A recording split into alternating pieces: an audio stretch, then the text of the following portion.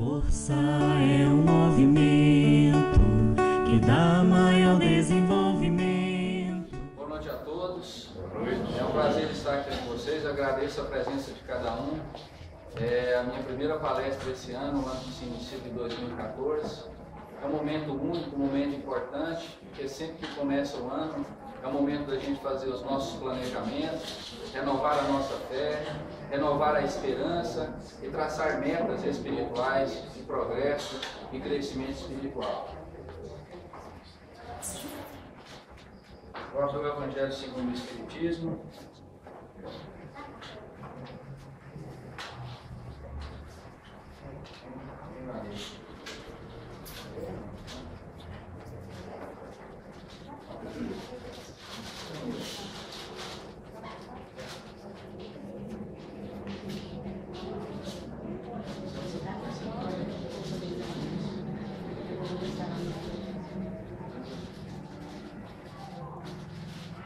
Boa noite.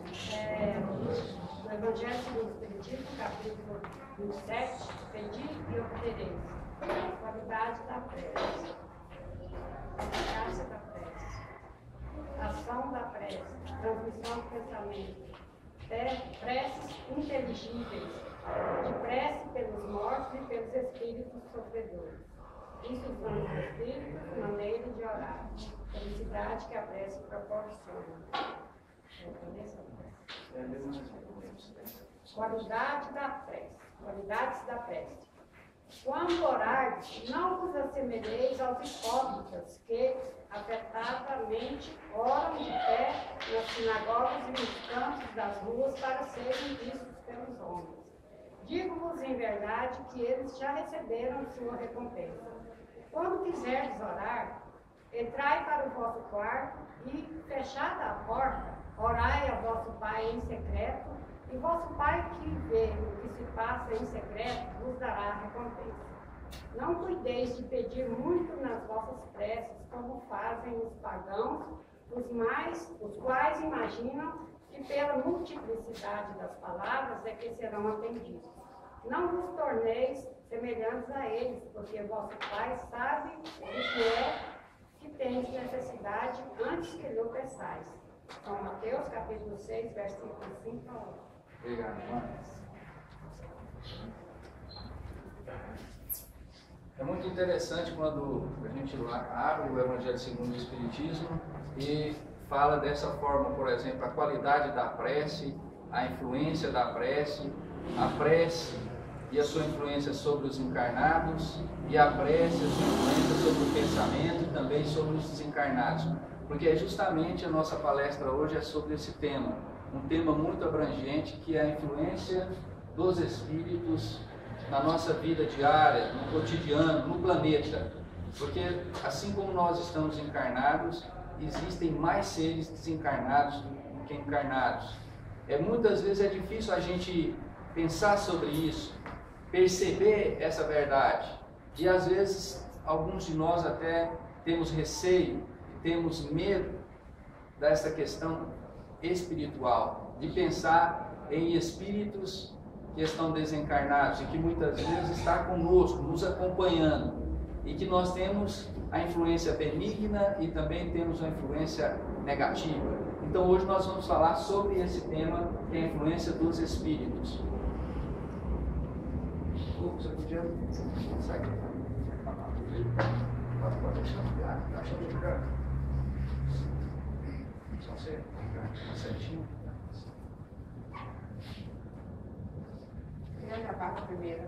Se a luz ligada fica ruim para vocês verem, tá bom assim? Eu vou deixar ligado porque ele está fazendo a filmagem e com a luz desligada eu vi lá na internet que fica bem escuro.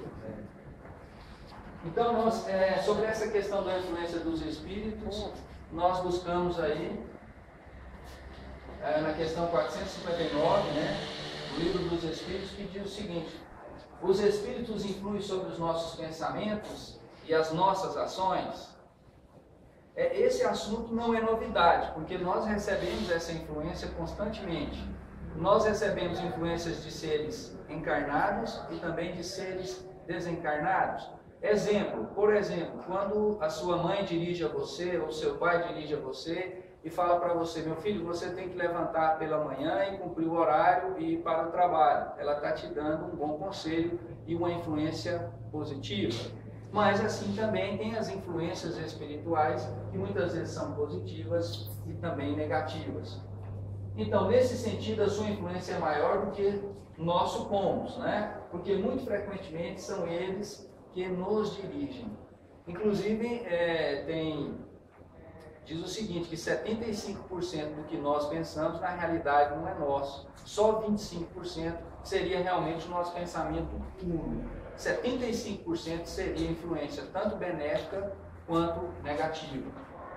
Nós temos também na questão 460, temos pensamentos próprios ou é os outros que são sugeridos? Nós temos os nossos pensamentos próprios, mas também nós recebemos influências. Constantemente, a todo momento. Quando você saiu da sua casa e veio aqui para o centro, você recebeu uma influência espiritual. E se você veio até aqui, essa influência é positiva, porque você veio numa casa, num local sagrado, para receber um ensinamento. E aqueles espíritos que te acompanham também estão aqui com você, recebendo e ouvindo essa mesma palestra. Por favor.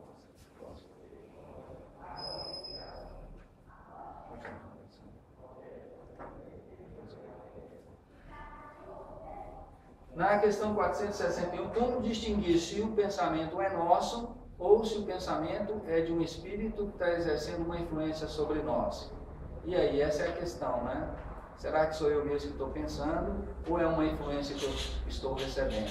E a gente sempre fica nessa dúvida, né? E aí? Vem a resposta ali, ó. Quando o pensamento nos é sugerido, é como uma voz que vos fala. Os pensamentos próprios são, em geral, os que vos ocorrem no primeiro impulso. Faça isso. Normalmente é o seu, é o primeiro impulso. E depois vêm as influências. Não é? De resto, não há grande interesse para vós nessa distinção, e frequentemente útil não saberes. O homem age mais livremente se decidir pelo bem. O fará de melhor vontade, se tomar o mau caminho, sua responsabilidade será maior. Então, não é tão importante você saber se o pensamento é seu ou se o pensamento é de um espírito que está exercendo uma influência sobre você. O importante é você perceber se o seu pensamento ele é construtivo, é um pensamento de amor, é um pensamento de paz e de harmonia, ou se o pensamento é negativo, é destrutivo. Então, você deve sempre seguir o pensamento positivo, porque assim você estará seguindo um pensamento seu, mas também de uma influência benigna.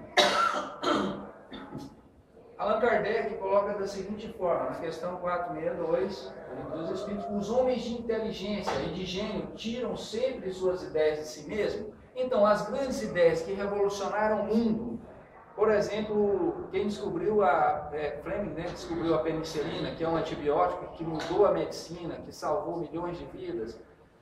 Os cientistas que descobriram, por exemplo, a vacina, né, contra o tétano, contra a difteria, e assim por diante. Por exemplo, as pessoas que inventaram a escrita, né, os seres que inventaram a escrita, a alta tecnologia que nós temos. Será que esse pensamento é só do homem mesmo, ou ele recebeu uma influência espiritual, uma intuição? Então ele fala, algumas vezes as ideias surgem de seu próprio espírito, mas frequentemente lhes são sugeridas por outros espíritos que os julgam capazes de a compreender e dignos de as transmitir, quando elas não as encontram em si mesmas, apelam para a inspiração e uma evocação que façam suspeitar. Comentário de Allan Kardec: se fosse útil que pudesse distinguir os nossos próprios pensamentos daqueles que não são sugeridos, Deus nos teria dado o meio de fazê-lo, como nós deu a de distinguir o dia e a noite. Quando uma coisa permanece vaga, é assim que deve se passar para o nosso bem. Então, ele coloca essa questão, que muitas vezes não é importante você saber se o pensamento é seu ou não, ou se é uma intuição ou uma influência espiritual. O importante é o conteúdo, se o conteúdo é positivo, se o conteúdo é construtivo. Agora é óbvio, se você tem uma evolução espiritual, e se, por exemplo, você tem a clarividência, você vai perceber o espírito próximo de você falando com você. Exemplo, aqui mesmo no Centro Espírita, no dia da psicografia. Quando você vem, traz o nome daquele ente querido e quer uma mensagem. O espírito aproxima da médium da casa e faz a psicografia. Ela com certeza consegue visualizar esse espírito e também ouvi-lo. Então é uma influência espiritual que traz um auxílio, que traz um aconchego. Disse algumas vezes que o primeiro impulso é sempre bom. Isto é exato. Pode ser bom ou mal segundo a natureza do espírito encarnado. É sempre bom para aquele que ouve as boas inspirações. Na questão 464, como distinguir se um pensamento sugerido vem de um bom ou de um mau espírito, né? Estudai a coisa, os bons espíritos não aconselham senão bem, cabe a vós distinguir. Então, se de repente vem um pensamento na sua mente, por exemplo, um pensamento de suicídio, será que esse pensamento é só seu ou existe uma influência espiritual? Aí é uma questão a analisar. Mas você sabe de uma coisa, que esse pensamento é negativo, porque esse pensamento é de tirar a vida. Então não é um pensamento de amor, não é um pensamento positivo. Vem um pensamento, por exemplo, de matar alguém. Então é um pensamento negativo. Com certeza, se você está recebendo uma influência, não é influência positiva nem benigna. De repente também vem o pensamento, poxa, eu preciso fazer caridade. Eu preciso ajudar alguém nesse ano de 2014. 2013 eu já ajudei, mas em 2014 eu preciso ajudar alguém. Eu preciso encontrar uma instituição, doar uma cesta básica, fazer uma visita num hospital para as pessoas que estão doentes, fazer prece em agradecimento pelo que eu tenho na minha vida. Então, muitas vezes esse pensamento vai ser seu, mas também você pode estar recebendo a influência de um espírito benigno, de um espírito que está ajudando você no processo evolutivo. Com que fim os espíritos imperfeitos nos induzem ao mal? Na questão 465 do livro dos Espíritos vem a resposta. Para vos fazer sofrer com eles. Olha só que interessante. Então tem um espírito, ele está em sofrimento, ele vem, fica próximo de você, começa a sediar você e você começa a experimentar a dor e o sofrimento. E muitas vezes você vai sentir a dor que ele está passando também. E isso vai trazer uma influência negativa sobre você. E a pergunta é o seguinte, vem outra pergunta no item A, isso lhes diminui o sofrimento? Então, se um espírito que está sofrendo chega perto de mim, começa a incumbir também em mim um sofrimento, isso vai trazer um alívio para ele? Será que isso vai melhorar ele? Aí vem a resposta, né? Não. Mas eles o fazem por inveja dos seres mais felizes. Olha só que interessante, né? Às vezes você está bem lá com a sua esposa, no seu lar, e aproxima um espírito e vê aquela felicidade, ele não se dá por contente, ele começa a influenciar a desarmonia no seu lar. Então o fato de um espírito aproximar de você não significa que ele está tendo um alívio, mas que muitas vezes ele vai te prejudicar. Que espécie de sofrimento querem fazer-nos provar, né? Que espécie de sofrimento? O que decorre de pertencer a uma ordem inferior e de estar distante de Deus. Muitas vezes nós recebemos essa influência de achar que nós não somos merecedores de estarmos na presença de Deus. Nós não somos merecedores de receber a graça, de receber o alento, de receber a paz espiritual, de receber a cura. E muitas vezes nós pensamos assim, ficamos com a autoestima baixa por uma influência espiritual negativa. Por exemplo, muitas vezes você, na sua casa hoje, olhou para o céu e viu que estava nublado e que estava armando uma imensa chuva. E de repente você olha para o céu e olha assim e fala, eu acho que eu não vou hoje lá no centro, porque vai chover, é melhor eu ficar em casa, aproveitar aqui a minha casa quentinha, tomar um chá, do que ir lá para o centro espírita, né? Então, que influência é essa, né? Por que essa influência? Será que isso é só seu ou que você também está recebendo uma influência que muitas vezes quer tirar você de mim aqui hoje? Então existe muito isso. E também existe a influência benigna. De repente você levanta lá, olha, fala assim, hoje eu tenho que ir no centro, mas hoje eu não vou sozinho, vou chamar minha mãe, vou chamar meu irmão, vou chamar meu primo para ir. E aí você não só vem, mas você traz mais alguém que muitas vezes teria que estar aqui hoje para ouvir o que a gente está falando. Influência dos espíritos, né? Por que permite Deus que os espíritos nos incitem ao mal? Né? Então, por que Deus permite, né? É interessante isso, né? A princípio, Por que isso acontece, né? Por que a gente tem a influência benigna e tem a influência maligna? Essas influências é justamente também para o nosso aprendizado. Porque o aprendizado, muitas vezes, ele vem pela dor. O aprendizado, às vezes, vem pela frustração. E é uma forma de você aprender a superar a sua dificuldade. E muitas vezes, essa influência espiritual é para que haja um resgate. Resgate de um débito, saldo de um débito. Então, isso acontece, quer nós acreditemos ou não, isso acontece o tempo todo. Como existe a noite, como existe o dia, existe a influência espiritual. Quando nós acreditamos nisso e trabalhamos para melhorar espiritualmente, nós temos mais equilíbrio. Nós sabemos que hoje no planeta, muitas pessoas não acreditam em vida após a morte. Não acreditam que o ser perde o corpo físico e continua no plano espiritual. Então, para essas pessoas, elas ignoram essa verdade. E, com certeza, elas vão receber influência espiritual e vão sofrer mais do que aqueles que conhecem e que trabalham constantemente para crescer e progredir espiritualmente e evitar essa influência negativa e ficar só com a positiva.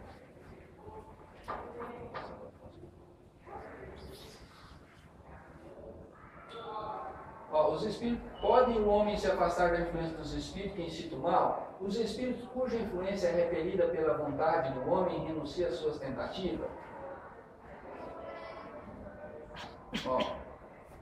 Então, o homem pode afastar? Nós podemos afastar da influência dos espíritos maus? Óbvio que podemos. Nós temos o livre-arbítrio, não é? Você poderia estar nesse horário, nesse momento, no boteco, conversando com os amigos e bebendo com cachaça, ou estar aqui no centro espírita, ouvindo uma palestra e pensando em progredir espiritualmente. Então, o fato de você vir para cá é o seu livre-arbítrio. E muitas vezes, algum espírito chegou para te tirar de vir para o centro. Mas o que aconteceu? Pela sua própria vontade, você falou, não, eu vou. Então, você optou pelo melhor. E quando você opta pelo melhor, automaticamente você está eliminando as más influências. Eu estou passando um pouquinho rápido, porque tem uma parte aqui que tem um vídeo para a gente ver. E aí, se eu não mandar rápido... Então, por que meio se pode neutralizar a influência dos maus espíritos? Caridade, fraternidade, auxílio ao próximo. Auxílio a você mesmo, trabalhar a humildade, trabalhar o amor interior, procurar lugares saudáveis, ouvir músicas elevantes, leituras que elevam o pensamento, que elevam a alma.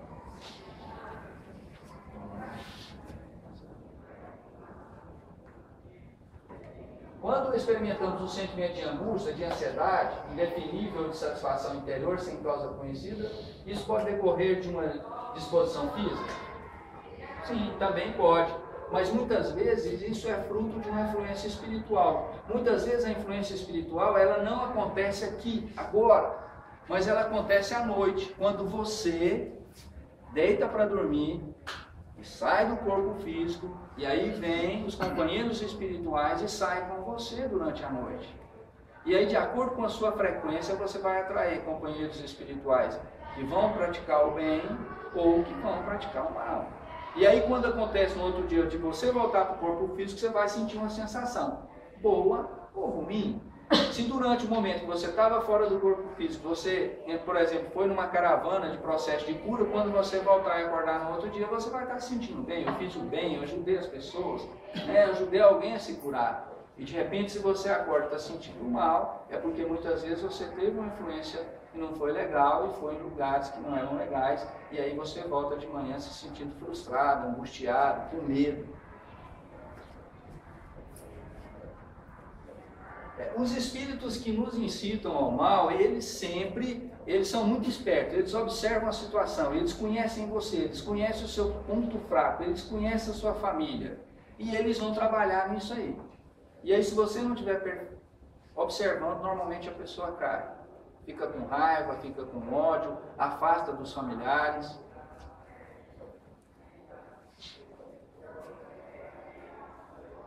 A identidade dos espíritos, né? Tipos de intervenções dos espíritos. Vamos passar.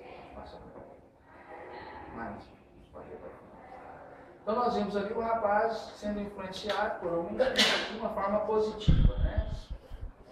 Pode continuar passando. Ali também nós vemos uma influência positiva, o rapaz está cabisbaixo ali, deprimido, vem o ser de luz ali, começa a jogar fluidos nele. Tem o senhor ali também que está lendo um livro do Espírito, uma leitura edificante, e automaticamente ele começa a receber uma influência boa, uma influência benigna, que faz com que ele se desperte para a leitura, com que ele se interesse pela leitura, e aí vai vindo um aprendizado e ele vai evoluir espiritualmente. Nós atraímos os bons espíritos e os maus espíritos pela sintonia da mente. É o que você pensa, o seu pensamento. O seu pensamento e a sua intenção vai atrair para você bons espíritos ou maus espíritos. Isso acontece aqui também. Por exemplo, eu chego lá na casa do Edson e ele fala assim: Jefferson, hoje é dia da sua palestra lá, você tem que ir no centro. É uma influência benigna, né? Ele está me despertando. Porque eu também já estava ligado nisso. Então, ele fala comigo, eu atendo, e muitas vezes tem um espírito lá de luz junto com ele, falando: ó, fala para o Jefferson que é hoje, para eu não esquecer. Então, isso é uma influência benigna. Agora nós vamos ver um vídeo sobre como é que funciona essa influência da obsessão, por exemplo, no caso da bebida. Desliga, acho que é a primeira.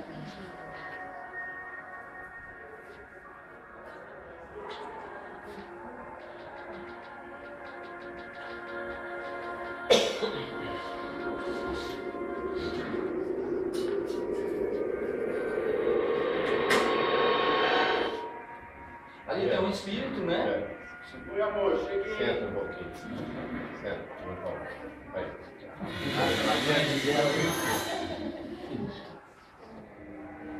Ali o rapaz chegou em casa, falou com a esposa e já tem um obsessor lá atrás, né? Vamos beber, estou chamando ele para beber.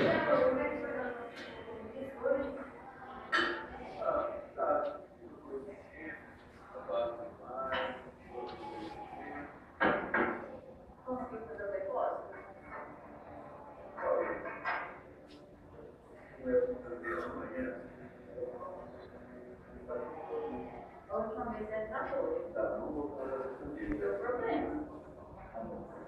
Vou sair, tá? Olha lá, o obsessor atrás dele.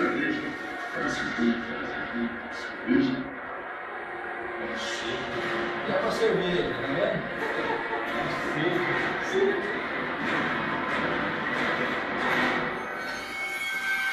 Olha lá,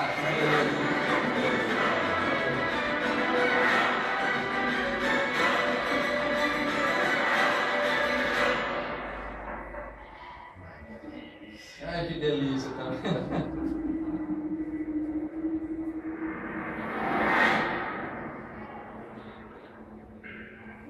Você lembra do seu carro? Específico. Pode achar. Tá aqui. Tá falando, ficar aqui, cansado hoje. Não vai sair, não? Não, fica aqui. Sozinho? Sozinho, tá vendo? Ele tá achando que tá sozinho, né?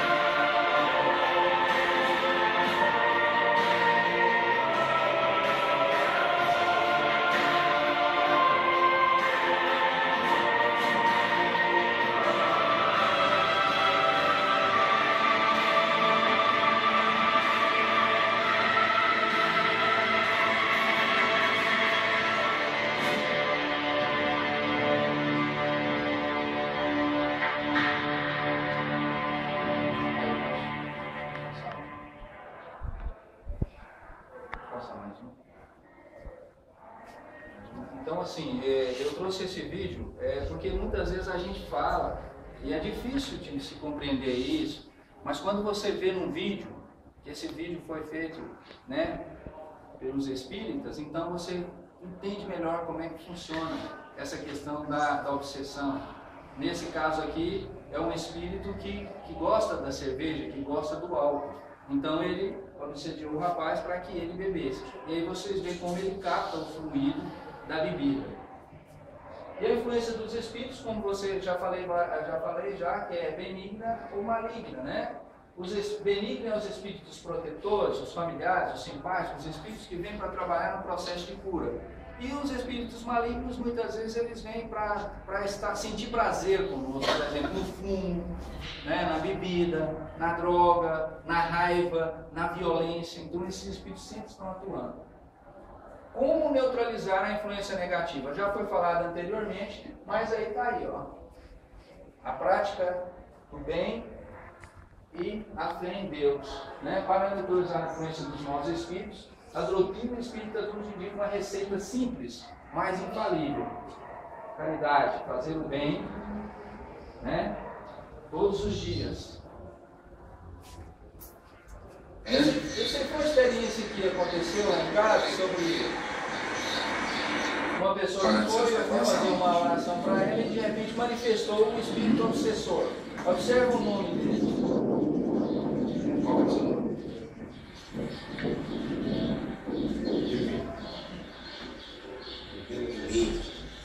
Zé Pelinca, né? Então, assim, isso aqui é para vocês verem que todos nós podemos receber assédio.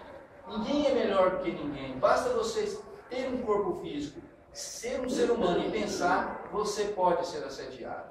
Tanto para o lado do bem quanto para o lado do mal. Jesus nos faz repetir a oração dominical. Não nos deixes cair em tentação, mas livra-nos do mal. Livro dos Espíritos, item 469. Tem mais um pequeno vídeo, será que dá tempo? Tá? Pode passar? Esse outro vídeo que a gente vai passar, ele é interessante que ele mostra o seguinte, o momento de um irmão que chama Dimas, é o momento onde ele vai desencarnar, e aí vocês veem que ele tem todo um aparato espiritual de espíritos bons que vem auxiliar ele nesse momento do desencarne, nesse momento da passagem. Então vamos. Pode.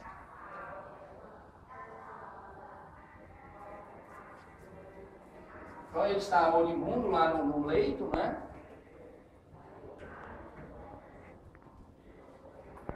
E aí os espíritos de luz chegam na casa. Meus irmãos, que bom que vocês chegaram. O desligamento será hoje? Sim, a resistência orgânica terminou. Já estamos autorizados a aliviá-lo. Está na hora.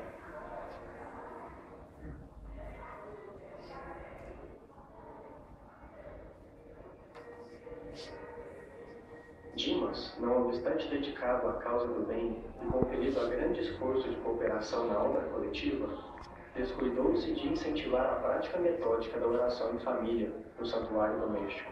A esposa do médium, ao pé dele, mantinha-se firme ao seu lado, olhos vermelhos de chorar, emitindo forças de retenção amorosa que prendiam o moribundo em um vasto emaranhado de fios cinzentos, dando-nos a impressão de peixe encarcerado em rede caprichosa, teria de ser o primeiro tecido a ser removido.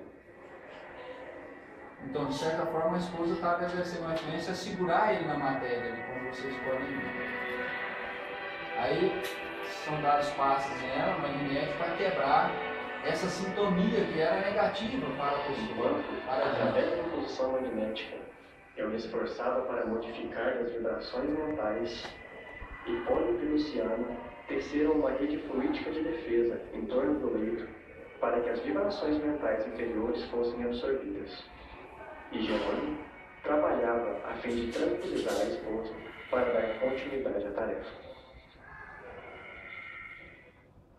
Aplicando o passo magnético também na cabeça dele. Querida, vai descansar. Gostaria de vê-la bem mais forte. Sinto-me bem definitivo. Será de calma e reconforto. Tem certeza, querido? Pode.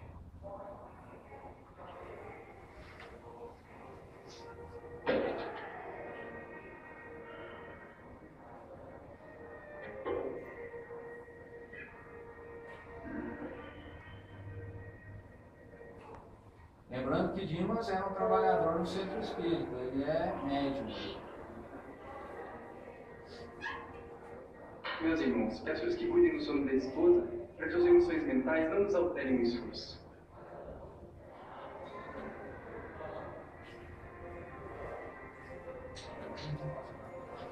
Através da mentalização, Jerônimo forneceu a oportunidade da oração final ao nosso amigo. Meu Senhor Jesus Cristo, creio que atingi o fim de meu corpo, do corpo que me deste por algum tempo, como dádiva preciosa e bendita. Não te posso implorar a bênção da morte pacífica, porque nada fiz de bom ou de útil por merecê-la. Maria Santíssima, se é possível, amada Santa, socorre-me com o teu compassivo e desvelado amor. Sou agora também o menino frágil, com fome do afeto maternal, nesta hora suprema. Oh, se eu pudesse contar também com o socorro da abençoada mãezinha que a morte arrebatara há tantos anos. Meu filho. Dimas, experimentando indefinível bem-estar no regaço materno, parecia esquecer agora todas as mágoas, sentindo-se amparado, quase feliz. Ordenou Jerônimo que me conservasse vigilante, de mãos coladas à fronte do enfermo, passando logo após ao serviço complexo e silencioso de magnetização. Havíamos iniciado o desligamento.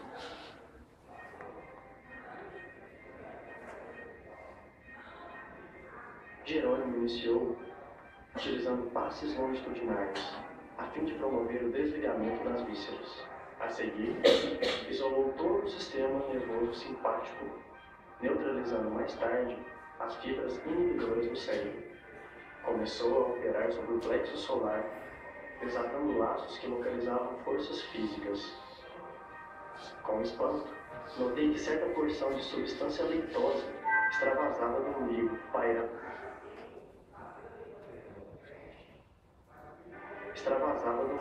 pairando em torno.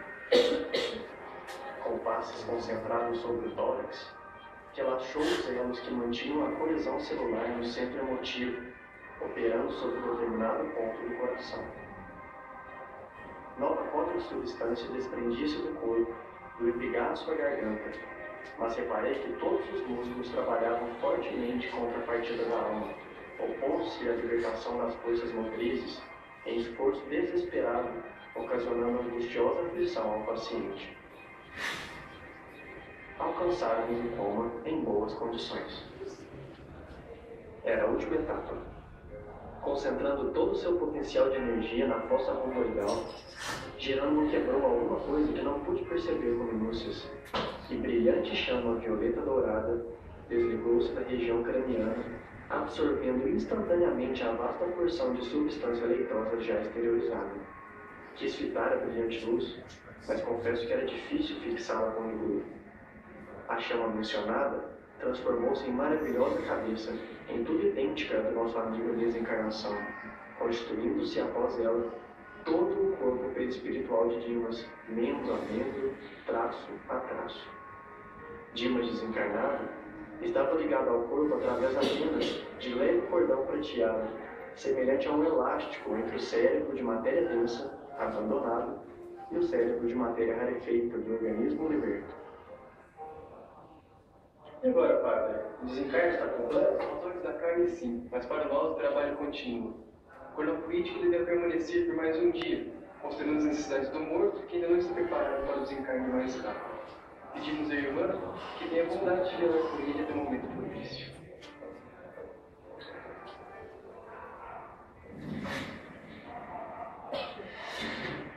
Devido aos méritos adquiridos, foi permitido que Dimas tivesse defesas pessoais, mas a residência conservava-se à mercê da visitação de qualquer classe. As câmaras mortuárias não devem ser pontos de referência à vida social, mas recintos consagrados à oração e ao silêncio. O sentimentalismo exacerbado da família inconformada é sempre prejudicial ao processo de desligamento. No dia seguinte, retornamos ao recinto doméstico onde cortaríamos o fio derradeiro que o ligava aos despojos. Estávamos a postos 2 horas antes de organizar-se o cortejo fúnebre. Reparei que o médium liberto tinha agora o corpo perispiritual mais aperfeiçoado, mais concreto. Jerônimo examinou-o, auscultou-o como clínico experimentado. Em seguida, cortou o liame final. Dimas livre, Dimas espírito, despertado.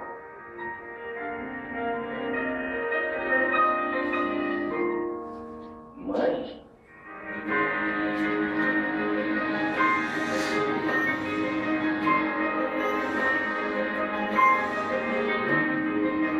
Só tem curso. Pode passar. A bibliografia passa mais um. Sol.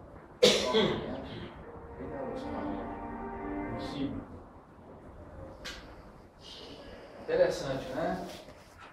A bateria riu justamente no final da palestra. Então é isso aí, era o tempo suficiente, era o tempo necessário. Quero agradecer a presença de todos novamente e dizer que esse assunto é um assunto às vezes difícil de ser compreendido e que mexe muito conosco, porque a gente lida com obsessão, com momento de desencarne, e são assuntos que nós não gostamos de pensar nisso no dia a dia. Mas é interessante a gente aprender, porque o aprendizado traz a libertação, traz a paz interior. Então agradeço a todos vocês, desejo um feliz 2014, com muita paz, luz e prosperidade, e que vamos seguir juntos aprendendo e melhorando sempre. Muito obrigado pela presença de vocês. A força é um movimento que dá mais